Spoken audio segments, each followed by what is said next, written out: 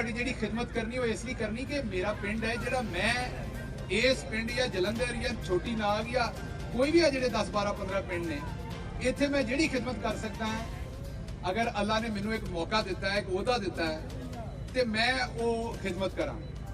ਸਭ ਤੋਂ ਪਹਿਲੀ ਖਿਦਮਤ ਤੇ ਇੱਥੇ ਮੈਂ ਗਿੱਲਾਂ ਦੀ ਕੀਤੀ ਹੈ।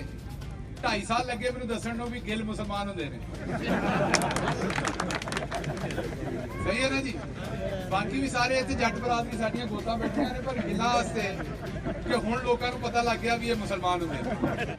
ਅੱਲਾ ਨੇ ਮੈਨੂੰ ਇਹ ਮੌਕਾ ਦਿੱਤਾ ਹੈ। ਮੈਨੂੰ ਸਭ ਤੋਂ ਪਹਿਲੇ ਗਿੱਲ ਬਰਾਦਰੀ ਨੂੰ ਪਾਕਿਸਤਾਨ ਦੇ ਵਿੱਚ ਸ਼ਨਾਖਤ ਦੇਣ ਦਾ ਮੌਕਾ ਦਿੱਤਾ ਹੈ। ਫੈਸਲਾਬਾਦ ਦੇ ਵਿੱਚ ਜਾਂ ਬਾਬਲਪੁਰ ਦੇ ਵਿੱਚ ਜਾਂ ਹੋਰ 2-3 ਜ਼ਿਲ੍ਹਿਆਂ ਦੇ ਵਿੱਚ ਤੇ ਲੋਕ ਗਿੱਲਾਂ ਨੂੰ ਚੰਗੀ ਤਰ੍ਹਾਂ ਜਾਣਦੇ ਸਨ ਲੇਕਿਨ ਅੱਲਾ ਨੇ ਇੱਕ ਮੌਕਾ ਦਿੱਤਾ ਹੈ ਕਿ ਪੂਰੇ ਪਾਕਿਸਤਾਨ ਸਾਡੀ ਬਰਾਦਰੀ ਦਾ ਪਤਾ ਲੱਗੇ। ਅਸਲੇ ਨੇ ਜਿਸ ਤਰ੍ਹਾਂ ਮੈਂ ਤੁਹਾਨੂੰ ਕਿਹਾ ਕਿ ਜੱਟ ਦੇ ਕੋਲ ਅੱਧਾ ਕਿੱਲਾ ਆ ਜਾਏ ਨਾ ਤੇ ਉਹਦੇ ਚੋਂ ਸੋਨਾ ਕੱਢ ਲੈਂਦਾ।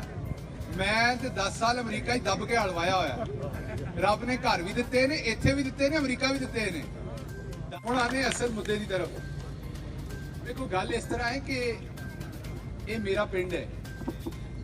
ਇਹ ਸਕੂਲ ਤੇ ਹੁਣ ਇੱਥੇ ਬਣਿਆ, ਪਹਿਲੇ ਉਹ ਪਿੰਡ ਦੇ ਨਾਲ ਸਕੂਲ ਸੀ।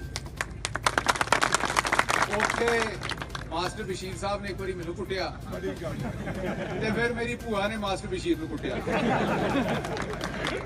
ਤੇ ਅੱਲਾ ਜੰਨਤ ਜਗ੍ਹਾ ਦੇਵੇ ਮੇਰੀ ਭੂਆ ਨੂੰ, ਮੇਰੇ ਫੁੱਫੜ ਨੂੰ। ਇਸੇ ਪਿੰਡ ਦੇ ਨੇ ਉਹ। ਮੇਰੇ ਦਾਦਾ ਜੀ ਦੀ ਕਬਰ ਇੱਥੇ ਹੀ ਹੈ। ਇਸੇ ਪਿੰਡ 'ਚ ਹੀ ਮੇਰਾ ਸਾਰਾ ਬਚਪਨ ਜਿਹੜਾ ਗੁਜ਼ਰਿਆ ਹੋਇਆ। ਇਹ ਮੇਰਾ ਆਪਣਾ ਪਿੰਡ ਹੈ।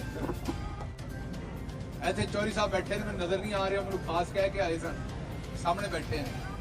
ਉਹਨਾਂ ਕਿਹਾ ਸੀ ਕਿ ਜੀ ਜਲੰਧਰ ਦਾ ਜਿਹੜਾ ਹੈ ਨਾ ਉਹ ਬੱਚਿਆਂ ਦਾ ਜਿਹੜਾ ਹਾਇਰ ਸੈਕੰਡਰੀ ਸਕੂਲ ਹੈ ਉਹ ਕਾਲਜ ਬਣਨਾ ਚਾਹੀਦਾ। ਉਹਦੀ ਮੈਂ ਆਲਰੇਡੀ ਗੱਲ ਕਰ ਲਈ ਹੈ। ਬੁਨਿਆਦੀ ਉਹਦੀ ਮਨਜ਼ੂਰੀ ਜਿਹੜੀ ਦਿੱਤੀ ਗਈ ਹੈ। ਹੁਣ ਫੰਡ ਇਨਸ਼ਾਅੱਲਾ ਅਗਰ ਇਸ ਸਾਲ ਲੱਭੇ ਨਹੀਂ ਤੇ ਅਗਲੇ ਸਾਲ ਲੱਭੇ ਉਹ ਅਸੀਂ ਇਨਸ਼ਾਅੱਲਾ ਉੱਥੇ ਕੰਮ ਸ਼ੁਰੂ ਕਰਾਂਗੇ। ਤੁਹਾਡੇ ਕੁਝ ਪਾਈਪ ਅਜੇ ਪੈਣ ਵਾਲਾ ਰਹਿੰਦਾ ਹੈ। ਕਰੋਨਾ ਦੀ ਵਜ੍ਹਾ ਤੋਂ ਉਹ ਜਿਹੜਾ ਮਟੀਰੀਅਲ ਆਉਂਦਾ ਜਿਹਦੇ ਨਾਲ ਪਾਈਪ ਬਣਦਾ ਹੈ ਚਾਈਨਾ ਤੋਂ ਆਉਂਦਾ ਉਹ ਨਹੀਂ ਆ ਸਕਿਆ। ਉਹ ਹੁਣ ਆਉਣਾ ਸ਼ੁਰੂ ਹੋਏਗਾ 25 ਤਾਰੀਖ ਤੋਂ ਬਾਅਦ ਔਰ ਇਨਸ਼ਾਅੱਲਾ ਅਗਲੇ 3 ਮਹੀਨੇ 'ਚ ਉਹਨਾਂ ਨੇ ਵਾਅਦਾ ਕੀਤਾ ਹੈ ਕਿ ਤੁਹਾਡੇ ਇੱਥੇ ਗੈਸ ਵੀ ਆਨ ਹੋ ਜਾਏਗੀ। ਬਾਕੀ ਜਿਹੜੇ ਪਿੰਡ ਰਹਿੰਦੇ ਨੇ ਕੋਈ ਤੁਹਾਡੇ 87 ਜੀਬੀ ਹੈ, ਹੋਰ ਪਿੰਡ ਰਹਿੰਦੇ ਨੇ ਜਿਹੜਾ ਗੈਸ ਨਹੀਂ ਹੈਗੀ, ਉਹ ਮੈਂ ਸਾਰੀ ਲਿਸਟ ਉਹਨਾਂ ਨੂੰ ਦੇ ਆਇਆ। ਉਹ ਵੀ ਇਨਸ਼ਾਅੱਲਾ ਉਹਦਾ ਸਰਵੇ ਹੋਏਗਾ। ਪਹਿਲੇ ਇੱਥੇ ਮੈਂ ਬੰਦੇਸ਼ਾ ਸਾਹਿਬ ਨੂੰ ਰਿਕੁਐਸਟ ਕੀਤੀ ਹੈ, ਚੌਧਰੀ ਜਵੇਦ ਸ਼ਰੀਫ ਬੰਦੇਸ਼ਾ ਸਾਹਿਬ ਨੂੰ, ਤੁਹਾਡੇ ਨਾਲ ਰਾਬਤੇ 'ਚ ਰਹਿਣਗੇ। ਉਹਨਾਂ ਦੇ ਤੁਸੀਂ ਉੱਥੇ ਚੈਂਬਰ ਵੀ ਜਾ ਸਕਦੇ ਹੋ। ਉਹ ਗੈਸ ਵਾਲਿਆਂ ਨਾਲ ਮੈਂ ਉਹਨਾਂ ਦਾ ਕੋਆਰਡੀਨੇਸ਼ਨ ਕਰਾ ਦਿੱਤਾ ਹੋਇਆ।